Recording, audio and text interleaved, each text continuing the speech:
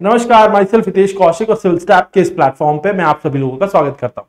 आज एचपीएस 2024 की इस सेशन में हम मेंस आंसर राइटिंग पर आज हमारा मॉडर्न हिस्ट्री का तीसरा सेशन है और आज के इस सेशन में हम मॉडर्न हिस्ट्री के सवाल डिस्कस कर लेते हैं। पिछली बार मैंने आपको टारगेट क्वेश्चन दिए थे, उसमें से पहला क्वेश्चन ये रहा आपके सामने। Highlight the differences between the Swadeshi movement and the quit India movement in terms of motivation, strategies and outcomes. तो मतलब आपको स्वदेशी मूवमेंट और क्विट इंडिया मूवमेंट को के बीच में डिफरेंसेस जो है वो बताने हैं मोटिवेशन, स्ट्रैटेजीज और आउटकम्स के मामले में। ठीक है, तो पहले इंट्रोडक्शन से शुरुआत करते हैं। इंट्रोडक्शन यहां पर एक तरीका हो सकता है कि आप स्वदेशी मूवमेंट के बारे में बता दें, उसके पीछे का रीजन बता दें, और यहां पर फिर आप क्विट इंडिया मूवमेंट बता दें और उसके पीछे का रीजन, दोनों के साल भी बता दें। ये एक अप्रोच हो सकती है, लेकिन क्योंकि आप यही सारे डिफरेंसेस तो मेन बॉडी में बताने वाले हो, मोटिवेशन क्या थी, आउटकम क्या था, तो यहां पे बताने की कोई मतलब नहीं बनता इंट्रोडक्शन में। तो इंट्रोडक्शन उसको छोटा रखो, ठीक है, क्योंकि ऑब्वियसली 8 मार्क्स में पूछा गया सवाल है। तो इसमें देखो सिंपल बता दिया कि स्वदेशी मूवमेंट 1905 से 1911 में हुआ, क्विट इंडिया मूवमेंट 1942, और दोनों भारत की आजादी हासिल करने के जो मुकाम में एक पड़ाव थे, दोनों में लेकिन अप्रोचेस और कॉन्टेक्स्ट डिफरेंट थी। और अगर ओवरऑल नेशनलिस्ट स्ट्रगल को बोले तो दोनों ही उसका हिस्सा थे। बहुत कम शब्दों में हमने बता दिया, सिंपल। ठीक है, चलो अब आ जाते हैं मेन बॉडी पे। मेन बॉडी सबसे पहले अब उसने 3 चीजें पूछी ना, हम 3 हेडिंग्स बना लेंगे, मोटिवेशन, स्ट्रैटेजी, आउटकम। पहले डिफरेंसेस बिटवीन स्वदेशी एंड क्विट इंडिया मूवमेंट, ये मेन बॉडी की हेडिंग, और उसमें एक सब हेडिंग मोटिवेशन। मोटिवेशन, अब स्वदेशी मूवमेंट में मोटिवेशन क्या थी, क्योंकि बंगाल का विभाजन हुआ था और उसी वजह से बंगाली स्पीकिंग लोगों को अलग अलग करने की ब्रिटिश सरकार ने कोशिश की थी, वहां वही एक कारण बना जो है इस आंदोलन का। तो ठीक है, मोटिवेशन ये थी। क्विट इंडिया मूवमेंट में देखो, ब्रिटिश सरकार भारत को आजादी नहीं दे रही थी despite India's contribution in world war 2। इसकी वजह से भारत में नाराजगी थी, और साथ ही में क्रिप्स मिशन जो भारत भेजा गया था वो भी फेल हो गया था। तो ये एक रीजन था, मोटिवेशन था पीछे। ठीक है, अब स्ट्रैटेजीज और मेथड्स क्या थे स्वदेशी मूवमेंट में? सिंपल कि हम अपनी आत्मनिर्भरता हासिल करेंगे, ब्रिटिश सरकार के जो गुड्स हैं, ब्रिटिश गुड्स हैं, उनका बॉयकॉट करेंगे, इंडिजीनियस इंडस्ट्रीज को प्रमोट करेंगे और क्राफ्ट और एंटरप्राइजेस को वापस से रिवाइव करेंगे। सिंपली आत्मनिर्भर बनेंगे और ब्रिटिश प्रोडक्ट्स का बॉयकॉट करेंगे, ये स्वदेशी था। क्विट इंडिया मूवमेंट में स्ट्रेटजीज क्या थी कि कानून भी तोड़ेंगे, सिविल डिसोबीडियंस करेंगे, कहीं सहयोग भी नहीं करेंगे, नॉन कॉपरेशन, और स्ट्राइक, प्रोटेस्ट और पैरेलल गवर्नमेंट्स एक सबसे खास चीज थी।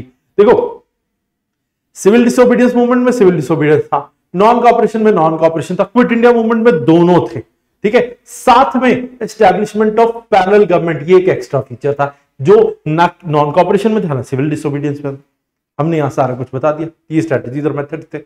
आउटकम एंड इंपैक्ट आखिरी देखो, स्वदेशी मूवमेंट में, अब स्वदेशी मूवमेंट में इंडियन इंडस्ट्रीज मजबूत हुई, उसकी वजह से भारत में राष्ट्रवाद की चेतना लोगों में जागी और साथ में सेल्फ सफिशिएंसी की तरफ हमने एक कदम बढ़ाया।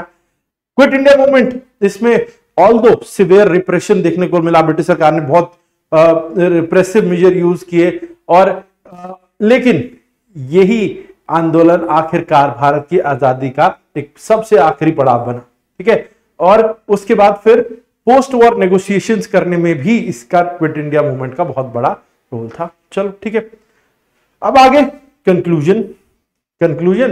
स्वदेशी और क्विट इंडिया मूवमेंट दोनों में डिफरेंसेस हैं जो हम डिस्कस कर चुके। दोनों के जो डिफरेंसेस थे वो हमने डिस्कस कर लिए, कॉन्टेक्स्ट और टैक्टिक्स के मामले में। लेकिन दोनों इंडियन फ्रीडम स्ट्रगल में दोनों का एक महत्वपूर्ण स्थान है, दोनों इंस्ट्रूमेंटल रहे, और इसीलिए शायद जो है सेल्फ रूल हासिल करने में ये अलग अलग स्ट्रैटेजिक पड़ाव ही थे। तो ये आप एक तरीके से कंक्लूजन कर दें। ठीक है, सिंपल है। तो ये बहुत इजी था, ये इजी क्वेश्चन में कहूंगा जिसमें स्वदेशी और क्विट इंडिया मूवमेंट के बारे में पूछा जाए। ठीक है, एक चीज और कह सकते हैं आप स्वदेशी मूवमेंट जो है उसमें लीडर्स इन्वॉल्व और उनका कंट्रीब्यूशन एक एडिशनल चीज लिख सकते हैं, और ऐसे ही क्विट इंडिया मूवमेंट में भी। ठीक है, चलो नेक्स्ट आ जाते हैं नेक्स्ट क्वेश्चन पे। Examine the key features of Nehru report 1928 and its significance in Indian independence movement. ठीक है, तो की फीचर्स ऑफ नेहरू रिपोर्ट 1928 और उसकी and its significance in Indian independence movement, ये आपको बताना है। चलो अब देखो, सबसे पहले इंट्रोडक्शन। 1928 नेहरू रिपोर्ट, इसे मोतीलाल नेहरू ने प्रिपेयर किया, ठीक है, और ये डॉक्यूमेंट भारत की आजादी में एक बहुत महत्वपूर्ण स्थान रखता है, अपनी सिग्निफिकेंस है इसकी, और ये पहला मेजर अटेम्प्ट था इंडियन लीडर्स का to draft a constitutional framework, क्योंकि लॉर्ड बिरकनहेड, यहां पे ये भी मेंशन किया जा सकता है कि लॉर्ड बिरकनहेड जो उस समय सेक्रेटरी ऑफ स्टेट थे, उन्होंने चैलेंज दिया था, and in response to that Nehru committee was form to draft Nehru report, जिसने जो एक कॉन्स्टिट्यूशनल फ्रेमवर्क तैयार करने की आजाद भारत के लिए पहली कोशिश थी। और इसमें पहली बार जो है इन्होंने डोमिनियन स्टेटस की मांग की थी, although it was refused by British to give India the dominion status.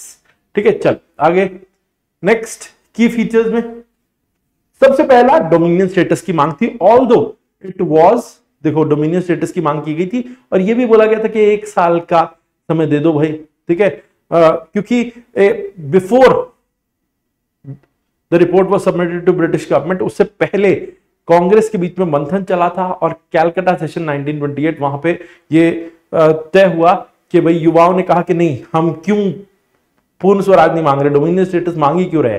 तो तब गांधी जी और मोतीलाल नेहरू ने समझाया कि भाई हम बड़ी मुश्किल से ऑल पार्टी कॉन्फ्रेंस में ये कंसेंसस जुटा पाए हैं और हम इसको चेंज एकदम से नहीं कर सकते, बट हम ब्रिटिश सरकार को ये कह सकते हैं कि अगर आप इस ड्राफ्ट को स्वीकार करके हमें कॉन्स्टिट्यूशन फ्रेमवर्क को तैयार कर देते हो तो हमें डोमिनियन स्टेटस चाहिए विद इन 1 ईयर।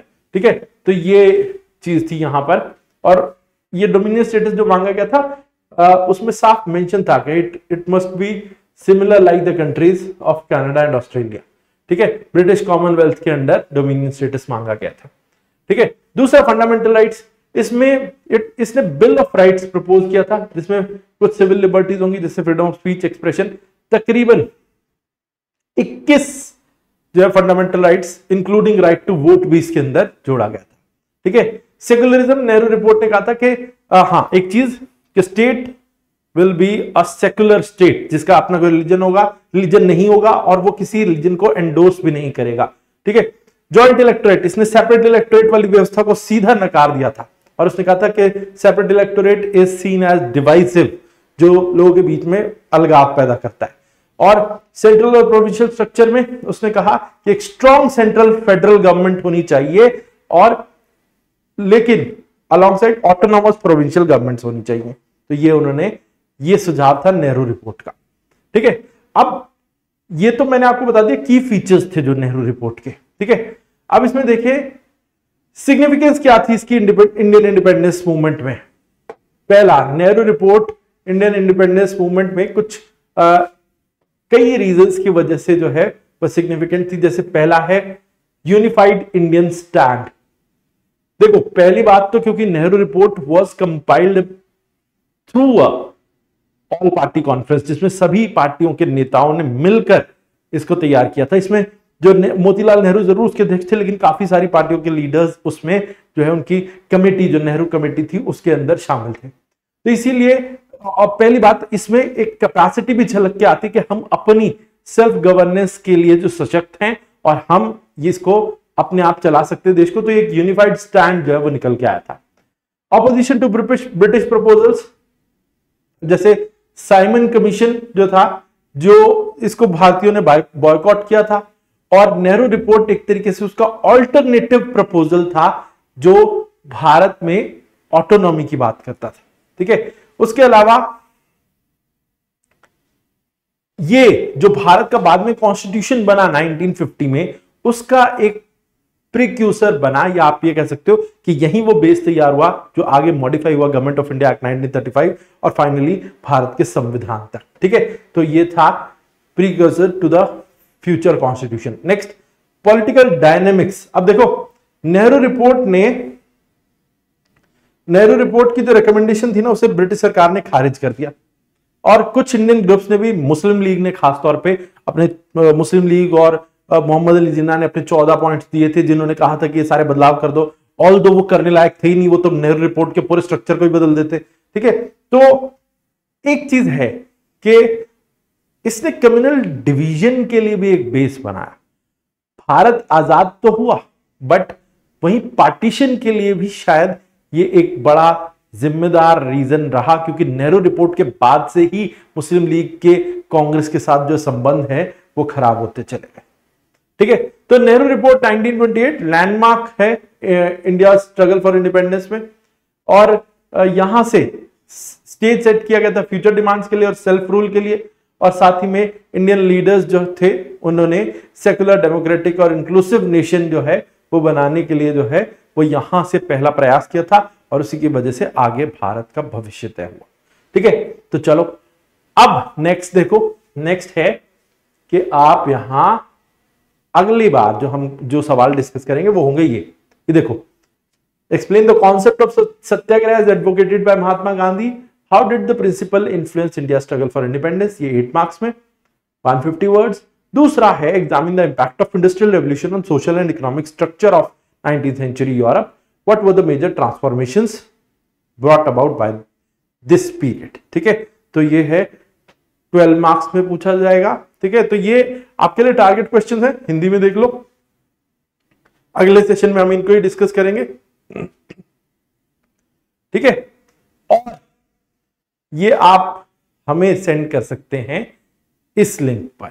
ठीक है, इस लिंक पे आप हमें इस अपने जो आंसर्स हैं वो सेंड कर सकते हो, और हम उन्हें रिव्यू करेंगे और आपको जो है वो हेल्प करेंगे कि कैसे आप अपनी आंसर राइटिंग को बेटर बना सकते हो और अच्छा कर सकते हो। ठीक है जी, तो आज के लिए इतना ही, फिर मिलेंगे आपसे। जय भारत, जय हिंद।